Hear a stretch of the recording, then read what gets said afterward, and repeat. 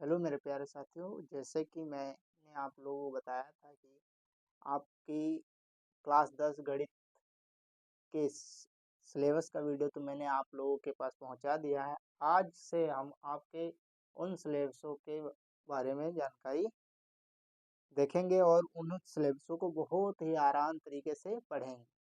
तो सबसे पहले जो चैप्टर नंबर 1 है आप लोगों का, वो है गणित में वास्तविक संख्याएं। अब वास्तविक संख्याओं में हमें पढ़ना क्या है?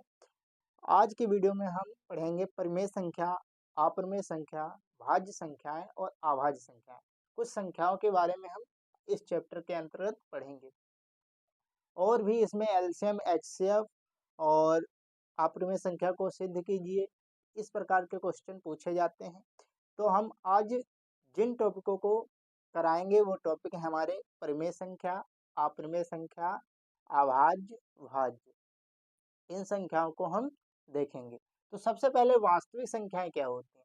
वास्तविक संख्याएं वे होती हैं जो परिमेय और अपरिमेय से मिलकर बनी होती हैं, उन्हीं को कहते हैं वास्तविक संख्याएं। जैसे जैसे ये संख्या अनंत, जितनी भी विश्व में जितनी भी संख्या हैं वो सभी वास्तविक संख्याएं हैं।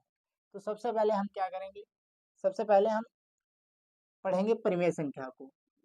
वास्तविक संख्या के बारे में सबसे पहले हम जानते हैं वास्तविक संख्या। वास्तविक संख्या, वास्तविक संख्या, परिमेय संख्या, परिमेय संख्या और अपरिमेय संख्या से मिलकर बनी। अपरिमेय संख्या से मिलकर बनी, संख्या से मिलकर बनी, वही वास्तविक संख्या। अब इस आता है परिमेय संख्या क्या होती है? परिमेय संख्या अब बहुत ही आराम से पढ़ें, कोई जल्दबाजी नहीं। परिमेय संख्या वो होती है जो पी वाई क्यू के रूप में, मतलब अंश और हर के रूप में लिखी जाए, और क्यू मतलब हर हमारा 0 के बराबर नहीं होना चाहिए, और क्यू और हर दोनों पूर्ण संख्याएं होनी चाहिए। जैसे एग्जांपल के तौर पर हम सबसे पहले परिमेय संख्या की परिभाषा लिखते हैं। परिमेय संख्या, संख्या वे संख्याएं होती हैं, संख्याएं होती हैं जो पी बटे क्यू व क्यू 0 के बराबर नहीं होना चाहिए, और पी और क्यू दोनों पूर्ण संख्याएं होनी चाहिए। संख्याएं होनी चाहिए।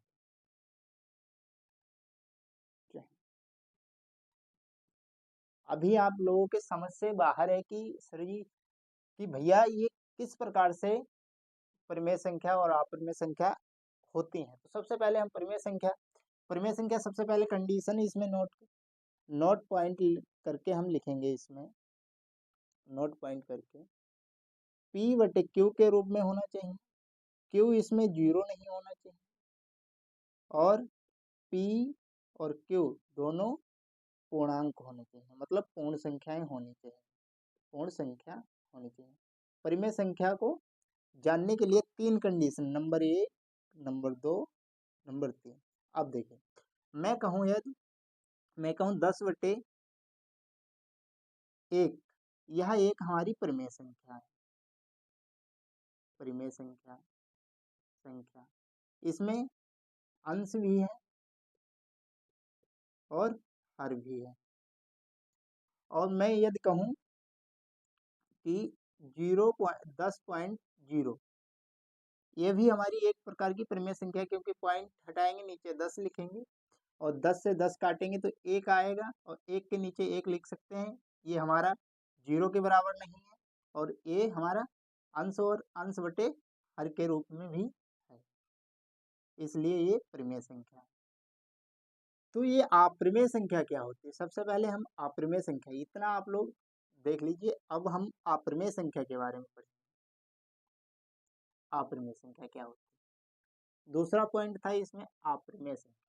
अप्रमेय संख्या वो होती हैं जो पी बाई क्यू के रूप में नहीं लिखी जा सकती हैं, उसमें क्यू 0 के बराबर होता है, ये 2 कंडीशनें होती हैं। तो सबसे पहले हम पी बाई और संख्याओं को छोड़कर अन्य संख्याएं होती हैं, जैसे सबसे पहले परिभाषा को समझेंगे। अप्रमेय संख्या, अप्रमेय संख्या, अप्रमेय संख्या क्या? वे संख्याएं जो P बटे Q के रूप में नहीं लिखी जा सकती, लिखी जा सकती हैं, उन्हें हम अप्रमेय संख्या कहते हैं, उन्हें हम अप्रमेय संख्या कहते हैं,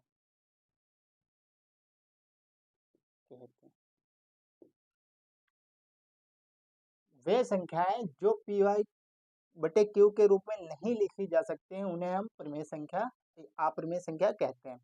जैसे इसका उदाहरण हम देखेंगे, उदाहरण क्या? उदाहरण में हम जैसे √3, ये हमारी एक प्रकार की अप्रमेय संख्या है, ये अप्रमेय संख्या है।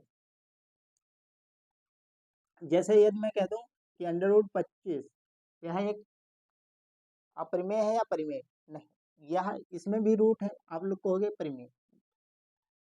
कैसे?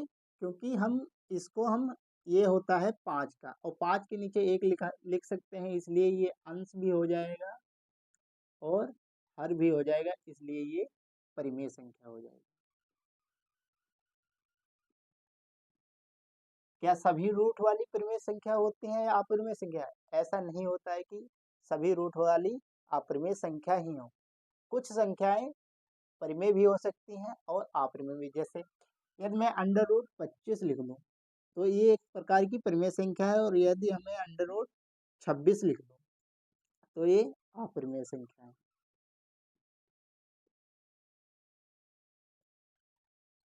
परिमेय और अपरिमेय संख्या में सिर्फ इतना ही फर्क होता है कि जिसका रूट या जिस संख्या के ऊपर रूट लगा हो और उसका पूर्ण वर्ग ना निकल रहा हो, बस वही है हमारी परिमेय अपरिमेय संख्या, और जिसका पूर्ण वर्ग निकल रहा हो वो हमारी रूट के अंतर्गत, वो हमारी परिमेय संख्या होती है। चलिए फिर हम अब आते हैं अभाज्य क्या होता है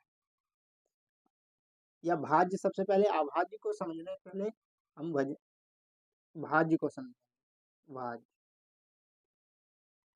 भाज्य संख्या वे होती हैं जिनके गुणनफल 2 या 2 से अधिक हो सकते हैं। क्या मैंने बताया? भाज्य संख्या वे संख्याएं होती हैं जिनके गुणनफल 2 या 2 से अधिक हो सकते हैं, उन्हीं को हम कहते हैं भाज्य संख्याएं। तो लिखना, वे संख्याएं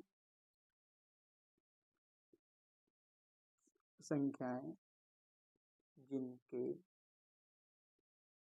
गुणनफल 2 या 2 से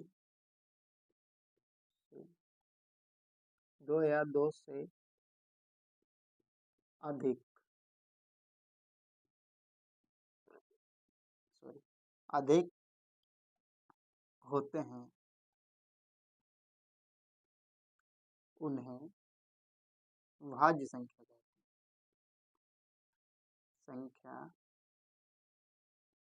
कहते हैं। अब भाज्य संख्या कैसे? सबसे छोटा उदाहरण है, जैसे हम सबसे छोटा उदाहरण लेकर चलें तो 4, सबसे छोटा उदाहरण है 4।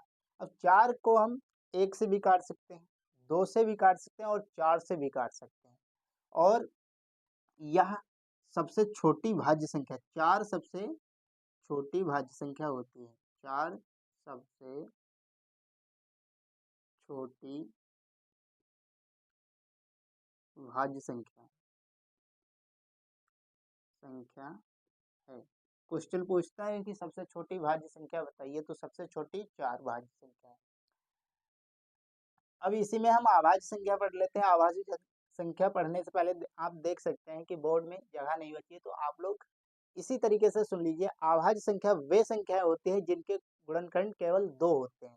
जैसे मैं एग्जाम्पल के लिए आप लोगों को यहाँ पे समझा देता हूँ। अभाज्य संख्या अभाज्य संख्या अभाज्य संख्या अभाज्य संख्या जैसे हम ले लेते हैं 2। क्या 2 का या तो ये 1 से कट सकता है या तो 2 से कट सकता है। क्या इसके और भी अनेक गुणनखंड हो सकते हैं? नहीं हो सकते हैं। इससे भी थोड़ा बढ़ा लेते हैं 5। 5 5 या तो 1 से कटेगा या स्वयं से कटेगा। तो इसकी परिभाषा है जिसके गुणनखंड केवल 2 गुणनखंड होते हैं वही भाज्य संख्या कहलाती है। यदि ऐसा कोई सा सवाल अब आप लोगों के मन में हो कि भाज्य संख्या किसी भी किताब की भाज्य संख्या, आप लोग कमेंट करके बता सकते हैं कि सर भैया ये नहीं आ रहा है हमारी समझ में, भाज्य है या अभाज्य है। मैं आप लोगों को बताने की कोशिश करूंगा। चलिए आज के लिए मैथ में इतना ही, और कल एलसीएम और एचसीएफ के बारे में, हम लासा और मासा के बारे में बहुत ही अच्छी तरीके से पढ़ेंगे और कुछ क्वेश्चन भी उस पर करेंगे। तब तक के लिए जय हिंद।